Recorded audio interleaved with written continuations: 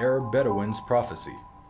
From millennium past, there were two types of Arabs, city dwellers and Bedouins.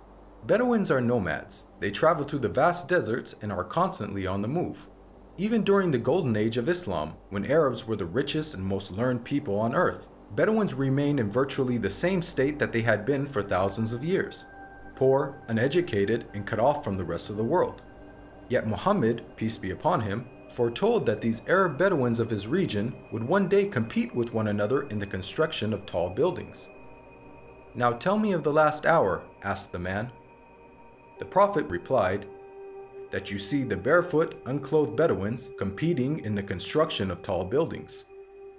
Today we find in the Arabian Peninsula, the Bedouins who used to be impoverished herders of camels and sheep are now not only competing with one another, but also the entire world to construct the world's tallest buildings. How did one of the poorest people on earth, who literally wore rags, become the wealthiest nations on earth? One thing that made this rapid change possible was the discovery of oil. The seemingly empty deserts of the Bedouins had it in abundance. They went from camels to Cadillacs in a single generation. The construction of tall buildings among the Arab Bedouins has even reached Mecca, Muhammad's city of birth. The last few decades have seen a massive surge in building construction in Mecca. The famous Mecca Clock Tower is currently the third tallest building in the world. In order for such construction to be possible, many of Mecca's ancient mountains had to be demolished in order to make room for the tall buildings that had sprung up. Amazingly, this is also something that Muhammad had foretold. He said, "The hour will not be established until the mountains are moved from their places." This tremendous feat of demolishing entire mountains has only been made possible in the 20th century with the advent of technology such as explosives. It's important to point out that Muhammad himself was a simple man and wanted other Muslims to maintain that simplicity. He did not like Muslims to be extravagant. So, if he wanted to will this prophecy to become true, he would have to encourage the Arabs to build tall buildings, yet he never did. Spread of sexual immorality and disease. Muhammad, peace be upon him, revealed that the Day of Judgment would not take place until sexual immorality had become so prevalent and normalized that it would begin to be carried out even in public places. He said, "The hour will not be established until people fornicate with each other in the road, just as donkeys fornicate." Today we live in a world where we are being constantly bombarded with explicit sexual imagery, be it in TV, film, or advertising. And with the advent of the internet, pornography has now become readily available at any time and any place. In fact, we are finding more and more stories in the news of people being arrested for having sex in public. And an interesting side note is that the Prophet Muhammad, peace be upon him, described what will be the consequences of such widespread sexual immorality. He said, "Never does sexual perversion become widespread and publicly known in certain people without them being overtaken by disease that never happened to their ancestors who came before them." The increase of sexual immorality has seen the emergence of previously unheard of diseases such as AIDS, just as the Prophet Muhammad had forewarned. A world steeped in interest. Muhammad, peace be upon him, claimed that the practice of interest would one day become so dominant that even those who try to avoid it will still feel its impact. He said, "A time will come upon mankind when they will consume interest. Whoever does not take from it will be afflicted by its dust." This clearly describes the state of the world economy today. In the modern world, it is almost impossible to avoid dealing with, or at the very least being impacted by, interest. Just think about how many people have interest-bearing bank accounts and buy things using credit cards. Even if one somehow manages to avoid dealing in interest directly, almost every aspect of our lives is impacted by it. Central banks influence the purchasing power of our money, and virtually every country in the world, even those considered to be wealthy, are drowning in interest-based debt. The financial system even suffered a global collapse in 2008, a disaster which had plunged the world into economic turmoil, the consequences of which will be felt for generations to come. What makes this prediction amazing is that the financial state of the world over the last century is unique in history. At the time of Muhammad, Finance was based on commodities with intrinsic value, such as gold and silver coins. Gold and silver have been used as the most common form of currency throughout history. The use of paper money with no intrinsic value, along with the massive debt and interest that it has resulted in, is a phenomenon of modern finance, and not something that could have been easily guessed by Muhammad over 1400 years ago. The defeat of Rome and the conquest of Persia. During the Battle of the Trench, where Muhammad, peace be upon him, and his followers were under siege by their enemies, being outnumbered 3-1 and staring in the face of certain defeat, the Prophet made some bold predictions. He said, "God is most great. I have been given the keys of Syria. By God, I can see its red palaces at the moment. God is most great. I have been given Persia. God is most great. I have been given the keys of Yemen." At that moment, Muhammad had made the astonishing claim that the Muslims would not only take the lands of Yemen and Syria, much of which was under the occupation of the Roman Empire, but that they would also defeat the mighty Persian Empire. Historically, Muhammad's companions saw this prophecy fulfilled before their very eyes, as they went on to defeat the Romans and conquer Persia.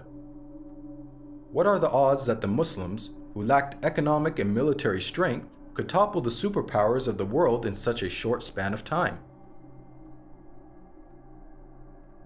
The astonishing way that the Muslims defeated the superpowers captured the world by surprise. As historian Barnaby Rogerson explains, you have to remember that the two great superpowers were the Byzantine Empire, i.e. the Eastern Roman Empire, and Sassanid Persia. They were the dominant superpowers. If you're putting it in a modern parlance, it's a bit like the Eskimos taking on the United States of America and Russia. No rational person would have ever conceived of such a possibility. This sentiment is echoed by historians who cannot explain how Islam became such a dominant force so quickly. Professor of Byzantine Studies, Andrew Louth, wrote, "The speed with which the eastern provinces of the Byzantine Empire succumbed to the Arabs remains to be explained by historians." Prevalence of writing. Many of us take for granted the ability to read and write, and the abundance of books that are available in the modern age. However, for the people of the past, illiteracy was the norm, and books were very scarce. Muhammad, peace be upon him, was born into a society in which very few people could read or write. It is estimated that the number of people who were literate in his locality of Western Saudi Arabia did not exceed 17. Muhammad himself could not read or write. Against this backdrop, the Prophet Muhammad made the prediction that writing will one day become widespread among mankind. He said, "Ahead of the hour, the pen will prevail." The Arabic word used for pen here is qalam, which also carries the wider meaning of writing. This perfectly describes our world today, in which it is the norm for people to read and write, and there is an abundance of books, newspapers, and magazines. This has only been made possible thanks to 15th century technological advances, such as printing that took place over 800 years after Muhammad's prophecy. And with the advent of the internet, writing is spreading even more. Anybody with a computer or smartphone now has access to millions of books with just the click of a finger. It's quite powerful that Muhammad, who could neither read nor write, prophesied the spread of reading and writing. The greening of Arabia's deserts. The Prophet Muhammad, peace be upon him, made a bold prediction about the future state of Arabia. He said, "The hour will not begin until the land of the Arabs once again become meadows and rivers." This narration anticipated the greening of Arabia's extensive dry desert environment. As recently as 1986, there was little to no farming in the region. However, over the last 30 years, these deserts have been transformed to grow grains, fruits, and vegetables, thanks to techniques such as center pivot irrigation. This is a process that pumps water to the surface from deep underground reserves, some of which date back to the last ice age 20,000 years ago. Now put yourself in the position of a person living in 7th century Arabia. This region hosts some of the most extensive sand and gravel deserts in the world, with very little rainfall. Could anyone inhabiting such a harsh environment ever rationally conceive of the possibility that one day there would be a plentiful supply of water and abundant crops? This prophecy also makes a claim about the ancient past. Note the words of Muhammad, "The lands of the Arabs once again become meadows and rivers." By saying once again, he is implying that at one stage in their history, the deserts were lush with vegetation and life, and that they will be returning to this former state. Geologists now know that the Arabian Peninsula was, indeed, once filled with meadows and rivers in ancient times. Modern archaeological discoveries have uncovered a number of fossils and conclude that once upon a time, the Arabian Peninsula was much greener and wetter, just as Muhammad had revealed. The rapid spread of Islam and the decline of the Muslims.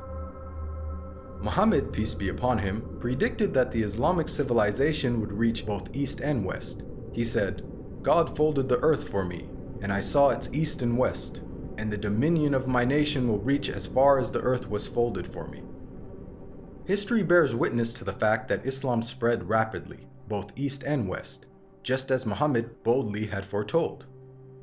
At the time, this was a geographic expansion the likes of which the world had never witnessed.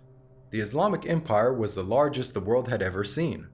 The Prophet Muhammad not only informed us about the spectacular rise of the Muslims, he also foretold their decline. He said, "The nations will call each other and set upon you, just as diners set upon food." Someone then asked, "Will it be because of our small number that day?" The Prophet Muhammad replied, "Rather, on that day you will be many, but you will be like the foam on the river." Here we can see that Muhammad prophesied the dire circumstances in which the Muslims would find themselves. He explained that a day would come in which the Muslims would be large in number, but in such a state of weakness that other nations would invite one another to set upon them. The analogy of Muslims being eaten as a meal was given, which emphasizes just how helpless they would become. This prediction accurately describes the radical turn of events that took place in the Muslim world in the 19th and 20th century. Prior to this, the Muslim lands had grown to become some of the most powerful in the world. From the time of the death of Muhammad until the 19th century, the Muslims were economically, politically, militarily, and technologically far ahead of most of the world. Then the unthinkable happened. Nearly all the Muslim world was occupied, colonized, and militarily defeated by non-Muslim nations. Russia had annexed the Caucasus. France controlled Algeria, Morocco, and Tunisia. Great Britain occupied Egypt, Syria, Iraq, Palestine, and India. And the Dutch controlled Malaysia and Indonesia. Of the 50 Muslim countries that exist today, only a few survived occupation, and the ones that did were still subject to colonial masters. All of this is just as the Prophet Muhammad had predicted. At the time, there was an estimated 200 million Muslims, representing 12.5% of the world's population. But their considerable numbers could do nothing to prevent the defeat by their rivals. They were weak like the foam on a river. Again, just as Muhammad had foretold. If we reflect on this prediction, it is quite counterintuitive. If this prediction was guesswork, then it would have made more sense to state that the Muslims would be diminished in number and that would be the cause of their weakness. Yet Muhammad predicted the exact opposite. A paradoxical situation of the Muslims being vast in number but very weak. And it came true. Historically speaking, when religions lose their influence on the world stage in such a way, it is usually followed by a stagnation or decline in the number of their followers. Yet Muhammad foretold the exact opposite with regards to the religion of Islam. He said that it would continue to grow in terms of the number of followers, to the extent that it would eventually enter every household. He said, "This matter will certainly reach every place touched by night and day. God will not leave a house or residence, except that God will cause this religion to enter it." Today we are witnessing this prophecy unfold before our very eyes. Islam is currently the fastest growing religion in the world, with nearly 1 in 4 people on earth being a Muslim, and is forecasted to be the world's largest religion by the year 2070. This is despite Islam being constantly attacked by the media, the colonization of Muslim lands, and the many wars that have been waged in the Muslim world.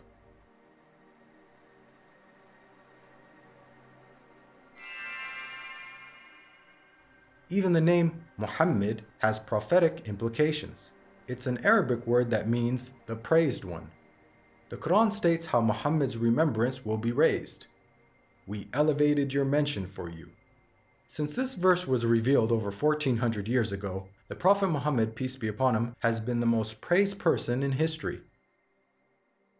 Today, not a second goes by without a minaret somewhere in the world publicly proclaiming the time for prayer and saying, أشهد أن محمدًا رسول الله.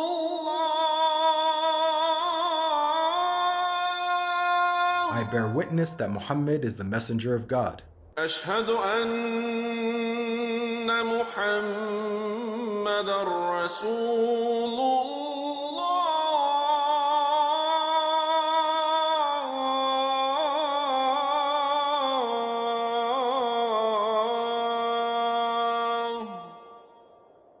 Moreover, the name Muhammad is consistently the most popular name given to newborns across the globe. This is despite the fact that Muhammad never encouraged Muslims to adopt his name. In fact, he said that the best names are Abdullah and Abdurrahman.